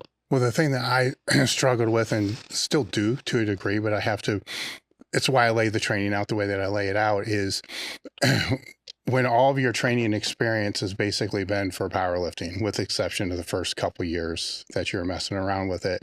Every time you go in the gym, you're kind of laying a foundation. You're like putting brick upon brick upon brick upon brick. Right. And then when you don't have, you know, that end goal, it's just kind of like you're just throwing bricks in a lake. Yeah. And it's like, what the, you know, the purpose is kind of like just kind of drained. Yeah. Because you know you're doing it for your health, but you really don't like I've never done this for my health. Right. Like, I don't know if I want to do it for my, like, it's just fucked up. It's such a weird, yeah. It's just fucked up, you know, until you find some anchor. Like, okay, I want to do that, you know, this is going to be hard. And for me to do this, I'm going to have to lay the training out effectively, right? You know, 4 or 6 months. And then to be able to actually do that, I'm going to have to do all these other things I really don't want to do, like accessory work and shit like that. Right. Because if I don't do those, then I'm not going to be able to do this big thing. But finding that big thing is rough. You know, it's hard. It is. You know, especially when you have anchors of, well, here's what I did here, here's what I did here. It's like, okay, you know, here's my best squat, here's my best floor press or whatever it is. I don't know if I want to chase that, you know, because it may be unobtainable at this point in my life, you know, for what that is. Yeah. So now I need to create shit I've never done before that I don't know if I'm good or bad at, you know, and then figure out what's really hard there. Right. Where this raw transition that you're going through can be that anchor, you know, for that, but it's completely different. It is. And, you know, you already kind of talked a little bit about the change to your squat, but what other changes? I mean, there's some positives, right? So you really don't need to have the training partners. You got safety spotters. You don't have to worry about being, you know, in the gym at a certain time of everybody else. So there's a lot of freedom that kind of comes with that. And that's kind of exhilarating, right? Because it's like, you don't need to, you know, have this big crew or anything. It's just like, I'm just going to go 3 o'clock. Maybe I'll go at 5 o'clock. Maybe I'll go at 7 o'clock. It doesn't matter. Like, I just rely on myself. Yeah. But there's there's a lot of patterns that you've already developed and habits that you've already developed. Some will transfer and some won't. Yeah.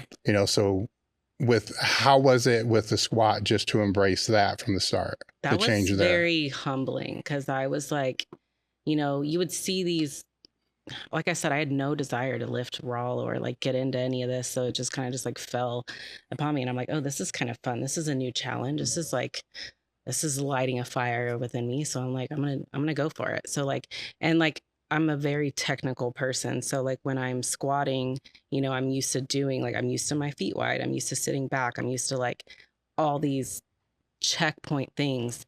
And then when I'm like, I feel like I'm doing everything wrong. Like with the raw squat, like I brought in my stance so more narrow, not super narrow, but like I'm very narrow for me. And like the lifters are taking all that out of my hamstring, and that's, you know, that's how I have no pain there anymore. So that's great. And so then I'm like, you know, my boyfriend, he's a, you know, Mike Greeno, he is like he is a big prominent raw coach. So I've been friends with him prior. So he was always, you know, been in my ear about some of this stuff. And I trusted what he was saying, you know, cause like, you know, and a lot of the things with, like, I feel like it's wrong, but I know like with his success and his clients, and I'm just like, I'm just going to listen to him. Well, he's also got a background in gear though, too. He does. Which kind of helps with gear, that message. Single ply, like he knew where I was mentally.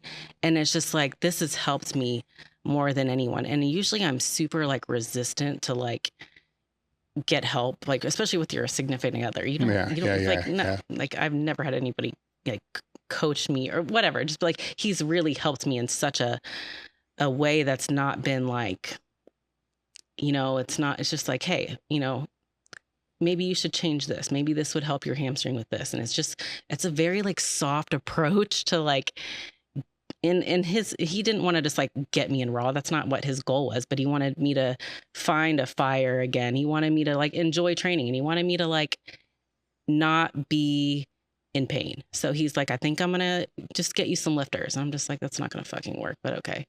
Anyway, he got me some lifters. I'm pain free. He's just like, and then, you know, I would send him a squat video, and I'm just like, I feel like I'm doing everything wrong, but like he would, you know, he'd be like, well, think about your ribs being down. And I'm like, well, that goes against everything I'm saying. And I'm just like, you know, I wasn't getting frustrated, but I'm just like, so then I would try it, and I'm like, oh, well, that felt really easy.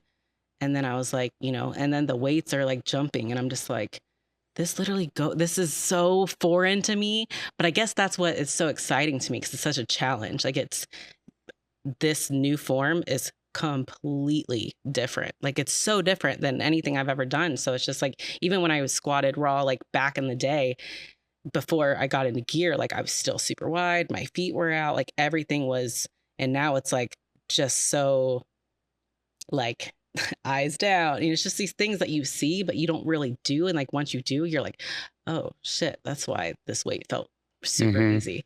And it's like, I don't plan on breaking a world record or do anything crazy, but like for me to just enjoy lifting and like have fun lifting with him, and like, we go back and forth about training, and it's just like it's a healthy thing, So like, and I guess like it is, he's just been super supportive. Like I've just never really had that support. So it's just been really cool to see, because it's just like, like even I went to like a meet with him, and just like seeing these people, and it's just different than like what I'm used to, because it was just like these meets are just, I don't even know how to explain it, but it's a whole different environment. It's a little more, I don't know, the meets are like, they do like sessions, like it's the AM session and the PM session, and it's just a whole different world. And like I said, I don't know, maybe I'll do like a local meet and just do it for fun, but like right now it's fueling a fire within me. Well, your PR is 975 total. Yeah, so that's going to be so easy, right? So it's just like, even if I benched a little or squatted a little over 4 and benched, I don't know, 250 and did something around 430. I don't know. We'll just see. But I'm having fun with that. Bench that hasn't really changed a whole lot. Deadlift, I've brought in my stance a little more. And that has been a little different, but mostly the squat has been that's what I've changed the most. And that was the most challenging. Was the deadlift bringing that in, the hamstring as well? A little bit of the hamstring, but it was just like the way he was explaining it. Like I was trying to like use a suit or use briefs, and it was just like, you're not doing that. So like try this. And I'm like, oh, well that makes my hips go through fat. That makes everything so much easier. So then I'm just like, it's just so different from like gear to raw. But so if your motivation for, the multiply in your prime was a 10, right?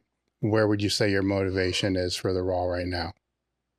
7, 8. 7, right? Yeah. Okay. So it's filling that gap. Yeah. Right. And it's giving me like, when I go in and I have like, this is what I'm doing, like I have that, like, I don't have I guess I'll go to the gym.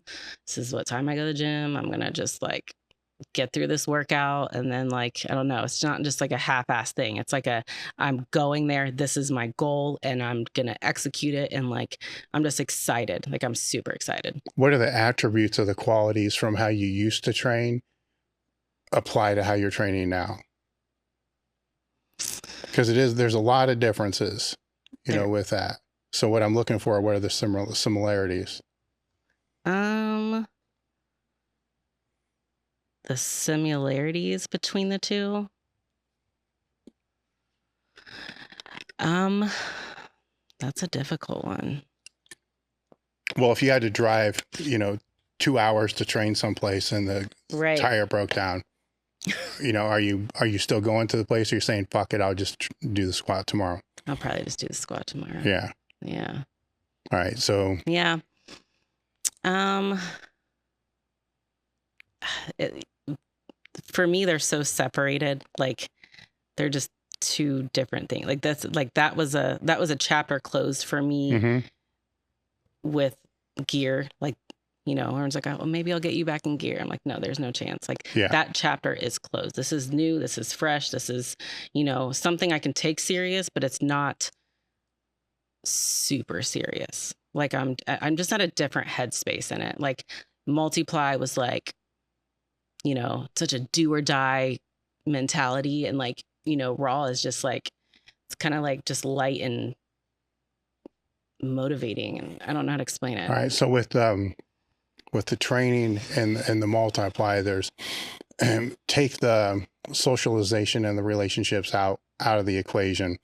There's you're straining hard all the time, you know, so there's a certain satisfaction that comes from that. There's a certain stimulus that comes from that you're like, fuck yeah, this is awesome. Right. Right. But then there's also that satisfaction of that dynamic work, which really isn't, I mean, it's heavy, but it's not the same type of heavy, because you got to make it through 8, 10, 12 sets, you know, so that's like anaerobic endurance, you know, for lack of, and there's some satisfaction into that, because as the sets keep clicking away, you're like, oh my God, you know, and pushing through. So there's, you know, that satisfaction there. And then there's, you know, getting a pump, which that's probably not even on most of our radars, you know, there's a satisfaction from that. Right. So out of those three, which one did you enjoy the most? With multiply or raw? Just with multiply, because we'll go to the raw here in a second. For me, it was like the dynamic work, like when that was on par and when that was hitting and you're breathing hard and fuck, I got to go now. In your brain, you get, you know, for me, it would click to fuck it, I'm going to pick the pace up to try to get the other people to die. Right, yeah. You know, so it was a little more competitive. Yes. A different type of competitive than on the max effort, because, you know, I can beat some people, but other people, there ain't no way in hell I'm going to be able to beat Chuck on some of these things. It's so far out of reach. So it was different. Yeah. Dynamic day for sure was like, the what am I trying to say? Satisfaction, I suppose. Satisfaction. I need to take a break. Okay, well, we're going to close this up here in a minute anyhow, so you're good. Okay, sorry. Yeah. I'm just like forgetting what you're asking now. All right. Okay. Anyhow, it was the dynamic days, what you said was, you know, had the most satisfaction. Yes. Have you been able to find that with your raw training? Yes. So like with raw training, I'm trying to find like my pause squats, my, like I'm trying to like nail this, like this form, like all of that is super, super satisfying to me. Like I just get like satisfaction out of like, and like even my depth, like all of those things are like super satisfying to me to like absolutely nail. Okay. And because you got to pee and we're going to wrap this up, what's the best way for people to get a hold of you or to follow you? On Instagram, I'm Mommy and Rye Lifts. I'm going to start like one thing that I want to do that I haven't felt ready to do in like previous years. Like I have 13 years of like experience with training, and I think that I can like give back to women and with like powerlifting. Like I haven't really offered a whole lot of coaching, but like I think I'm going to start doing that because like I'm just such in a different space to be able to do that. And it's just like it's really, and I'm not going to take on a lot of people. I don't want to be this big coach, but like I want to take on some people, and I want to like get them stronger, and I want to like mentally make them stronger. Like that's going to be something within the next, 6 months of mine to be a goal. But yeah, Mommy and Rye Lifts is the best way to get a hold of me. Any final thoughts? Final thoughts? No, not really, but thank you for having me on, and I appreciate it. And, yeah. Okay. All right. We're done. Thank you for coming out. Thank you, guys. Started shutting up. We're good. All right, guys. Thanks for watching the video to the end. Make sure to like and subscribe to the channel and click here, here, here, or here for more videos.